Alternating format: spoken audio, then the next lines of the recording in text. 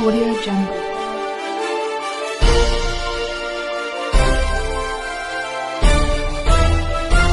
Audio Jungle.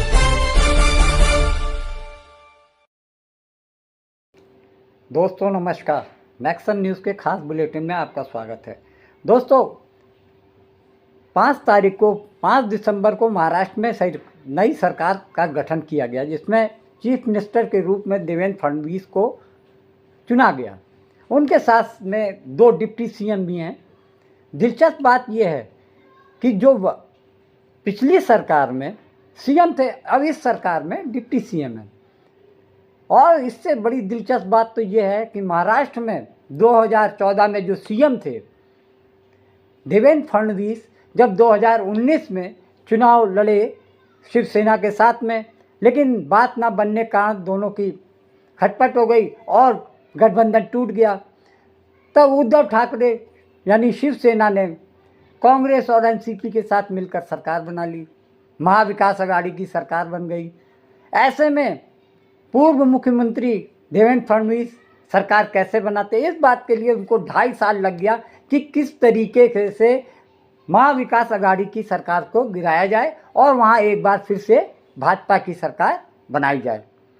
2022 में मौका मिला, मई जून में भाजपा को मौका मिलता है। देवेंद्र फडणवीस शिवसेना के नेता और सरकार में मंत्री एकनाथ शिंदे को अपने झांसे में लेते हैं, उनको अपने साथ मिला लेते हैं और एकनाथ शिंदे सरकार से बगावत करते हुए, शिवसेना से बगावत करते हुए अपने लगभग 3 दर्जन से अधिक विधायकों और सांसदों के साथ अलग हो जाते हैं और भाजपा के साथ मिलकर महाराष्ट्र में सरकार बना लेते हैं। और उस समय जिस व्यक्ति को 2022 में महायुति का सीएम बनाया गया वो थे एकनाथ शिंदे। एकनाथ शिंदे जो कि शिवसेना के में सरकार में मंत्री थे, उनको मुख्यमंत्री बना दिया जाता है। और उसके बाद दिलचस्प बात यह है, जो व्यक्ति 5 साल तक प्रदेश का मुख्यमंत्री रहा वो देवेंद्र फडणवीस को एकनाथ शिंदे के अंडर में काम करना पड़ता है। भाजपा ने उनको इस बात पे मजबूर कर दिया कि वो एकनाथ शिंदे की सरकार में डिप्टी सीएम बन जाए। ये बात केवल आपको भाजपा में ही देख सकती है कि कब किसको आसमान पे बैठा दें और कब उसको वो ज़मीन पे ला दें। तो ये बात तो आपको समझ में आ गई होगी कि मैं कहना क्या चाहता हूँ कि महाराष्ट्र सरकार में जो 11 दिन बाद महाराष्ट्र में सरकार बनी, जिसमें देवेंद्र फडणवीस तीसरी बार मुख्यमंत्री बनते हैं। सरकार तो बन गई, मुख्यमंत्री भी तय हो गया, लेकिन इस बात पे चिंता सताने लगी है कि यह सरकार चलेगी कितने दिन, क्योंकि सरकार बनने के साथ ही साथ महायुति के जो 2 प्रमुख दल हैं, उनमें एक तो शिंदे सेना का है, यानी एकनाथ शिंदे के ग्रुप है जिसे शिवसेना की मान्यता मिल गई है। दूसरा घटक है अजीत दादा, जो कि एनसीपी को लीड कर रहे हैं। अब दोनों ही दलों में इस बात की द्वंद्व मच गई है कि सरकार में सीएम के बाद सेकंड पार्टी कौन बनेगा।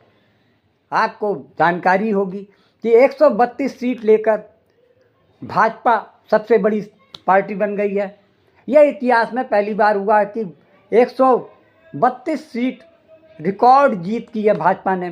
सेकंड नंबर पर जो आती है 57 सीट लेकर, वो है शिवसेना यानी एकनाथ शिंदे की पार्टी, वो उसके पास 57 सीट आती हैं।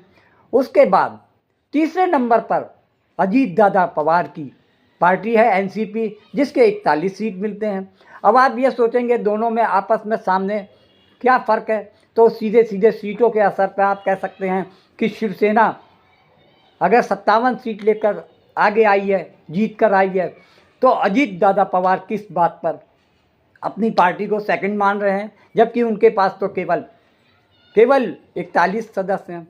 दोस्तों उनका तथ्य भी, उनका जो तर्क रखा है वो भी चौंकाने वाला है। उनका कहने का मतलब है कि अजीत दादा ने, उनकी पार्टी ने शिवसेना से कम सीटों पर चुनाव लड़ा, जिसकी वजह से उनको प्रतिशत वोट ज़्यादा मिला, उनके जितनी सीट पर चुनाव लड़े उससे कहीं उस मामले में जो वो था प्रतिशत, वोट का प्रतिशत उनके साथ में है, वो शिवसेना से अधिक है। इसलिए अजीत दादा पवार की महत्वता बढ़ जाती है।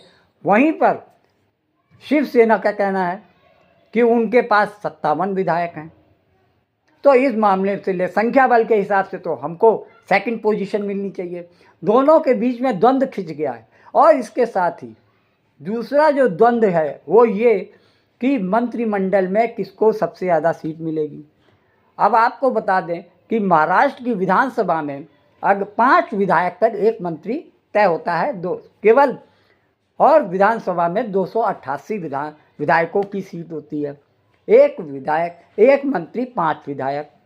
उस हिसाब से ये कहा जा रहा है कि 23 से 24 विधायक जो होंगे वो भाजपा के मंत्री बनेंगे। भाजपा के विधायकों को मौका मिलेगा 5 मतलब मंत्री बनने का। वहीं शिंदे सेना को 14 से 15 सीट मंत्री बनाने का प्रस्ताव दिया जा रहा है। वहीं पर एनसीपी यानी अजित पवार दादा की पार्टी के लोगों को 8 से 9 सीट दी जा सकती है। लेकिन लोगों के बीच में मतभेद इस चीज़ का है कि शिंदे को ज़्यादा सीट क्यों मिल रही, मंत्री क्यों मिल रहे हैं। वहाँ पर अजीत दादा अपनी खिचड़ी अलग से पका रहे हैं। उनको कहना है कि हमको कम से कम 15 मंत्री चाहिए।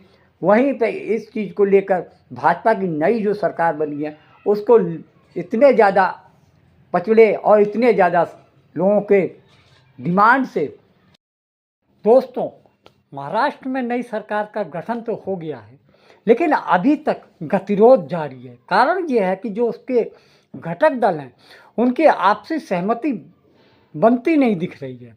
एक तरफ पूर्व मुख्यमंत्री एकनाथ शिंदे होम मिनिस्ट्री के लिए अड़ गए हैं।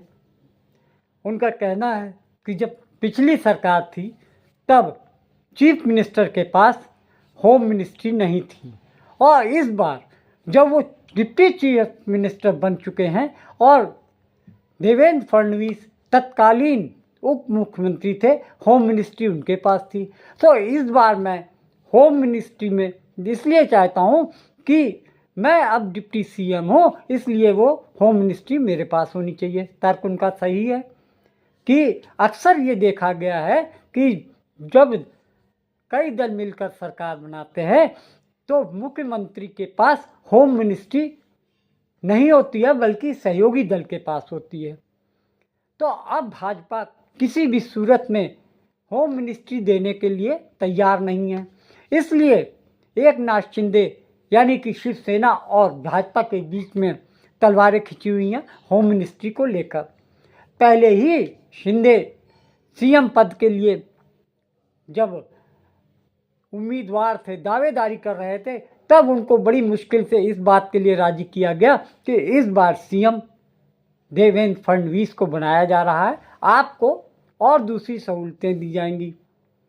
लेकिन अब शिंदे इस बात के लिए अड़ गए हैं कि उनको होम मिनिस्ट्री ही चाहिए, और इसके अलावा वो ये चाहते हैं कि विभागों में कम से कम 10 से 12 मंत्री उनके पार्टी के होने चाहिए।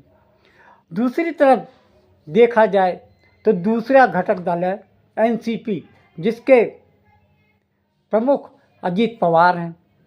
उनका कहने का मतलब है कि वो सेकंड पार्टी सरकार में दूसरे नंबर की पार्टी है। कारण ये है कि उनके 41 सीट पर जीत के आए हैं और उनकी जो रेटिंग है, जो उन्होंने जितनी सीट पर चुनाव लड़ा उससे बहुत अच्छा परसेंटेज उनको मिला और उनके 41 पद बीजेपी 41 विधायक उनकी पार्टी के चुन कर आए।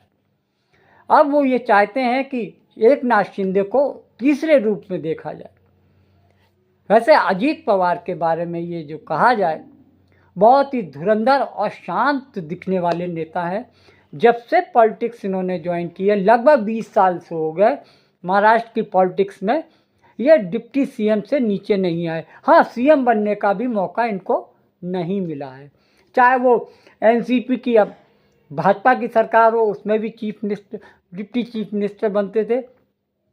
और पिछली महाविकास आघाड़ी की सरकार में जब ये डिप्टी चीफ मिनिस्टर थे उसमें भी थे। और उसके बाद जब महायुति की सरकार में ये शामिल होते हैं तो उसमें भी डिप्टी चीफ मिनिस्टर होते हैं। ये कहा जा सकता है कि अजीत पवार के बराबर राजनीतिक इतिहास में इस देश में कोई भी उप मुख्यमंत्री के रूप में नहीं रहा है। दोस्तों, अब दिलचस्प बात ये बता रहा हूँ कि किस तरीके से अजीत पवार ने अपनी चतुराई से कितने बड़े बड़े खेल कर दिए हैं। आपको हैरत होगी, सरकार बनने के 2 दिन बाद ही अजीत पवार को जो ट्रिब्यूनल ने उनको उपहार दिया वो ये कि उनकी 1,000 करोड़ की संपत्ति जो इनकम टैक्स में 2021 में मामला दर्ज करते हुए जब्त कर ली थी, वो सरकार बनने के बाद, डिप्टी सीएम बनने के बाद ट्रिब्यूनल की तरफ से उनको उस जब्त की गई प्रॉपर्टी से आज़ादी मिल गई, यानी उनको रिलीज़ कर दी गई। अब ये समझ लीजिए कि अजीत पवार का राजनीतिक कद कितना बड़ा है। यानी कि जिस व्यक्ति के बारे में प्रधानमंत्री मोदी अपने चुनावी भाषण के दौरान एनसीपी यानी नेशनल करप्ट पार्टी का नेता बताते थे और उनको 70,000 करोड़ रुपए का घोटाले करने वाला घोटालेबाज बताते थे, उसके कुछ दिनों बाद ही भाजपा की महायुति सरकार में अजीत पवार को डिप्टी चीफ मिनिस्टर का पद दे दिया जाता है। अब आप इस बात से हैरान होंगे कि अब आप अंदाज़ा लगाइए कि अजीत पवार क्या मोदी से बड़े हैं।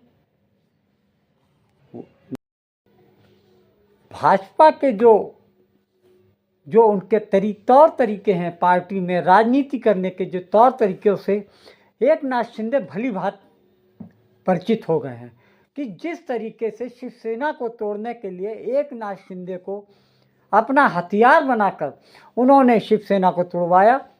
ये कांड एकनाथ शिंदे की पार्टी के साथ भी हो सकता है, इसलिए वो ये चाह रहे हैं कि किसी ना किसी तरीके से होम मिनिस्ट्री है उनके कब्जे में रहे। और अगर ऐसा नहीं होता है तो ये मान लीजिए एकनाथ शिंदे अपनी जिद पर अड़ गए और भाजपा ने उनको होम मिनिस्ट्री नहीं दी तो ये सरकार की भविष्य पर कोई भी अपना ये नहीं कह सकता कि ये सरकार कितने दिन चलने वाली है। और ये समझ लीजिए कि एकनाथ शिंदे के अलग होते ही सरकार भले ना गिरे लेकिन कान अजीत पवार के भी खड़े हो जाएंगे। अजीत पवार ने जितनी अपनी सुविधा लेनी थी सरकार में रहते हुए, भाजपा से, केंद्र से जो सुविधाएं उसको या जो लाभ लेने थे वो ले चुके हैं। और मौके की नज़ाकत पाकर वो कब मौका पाकर पलटी मार जाए ये कोई उनके लिए आश्चर्य की बात नहीं है। आप सोच सकते हैं किस तरीके से उन्होंने 2019 में एक बार पहले भी देवेंद्र फडणवीस के साथ में प्रदेश में मिलकर सरकार बनाने की कोशिश की थी। 2-2.5 दिन तक इस सरकार बनी और उसके बाद सुप्रीम कोर्ट के आदेश पर उस सरकार को गिरवा दिया गया। यानी आदत पलटी मारने की अजीत पवार की भी है। ये मान के चलिए कि अजीत पवार कब दांव दे जाए ये कोई बड़ी बात नहीं है। जैसे कि नीतीश कुमार बिहार में जाने जाते हैं वैसे ही अजीत पवार भी अपनी मौका परस्ती के लिए प्रसिद्ध हैं। उन्होंने जब अपने चाचा शरद पवार को नहीं छोड़ा तो उनकी पार्टी को तोड़ दिया, उनके चिन्ह और झंडे को ले लिया, अपने फ़ायदे के लिए भाजपा के साथ में जुड़ गए। तो इससे बड़ी बात और कोई कही नहीं जा सकती कि अजीत पवार जैसा मौका परस्त नेता महाराष्ट्र का देश की राजनीति में गिने जाने वाले नेताओं में एक माने जा सकते हैं कि किस तरीके से अपने मौके के लिए, अपने स्वार्थ के लिए वो किसी को भी दगा दे सकते हैं। उन्होंने अपने चचा को जिस तरीके से दगा दी, उनकी पार्टी तोड़ी, इससे बड़ा कोई नमूना आज के इतिहास में नहीं होगा।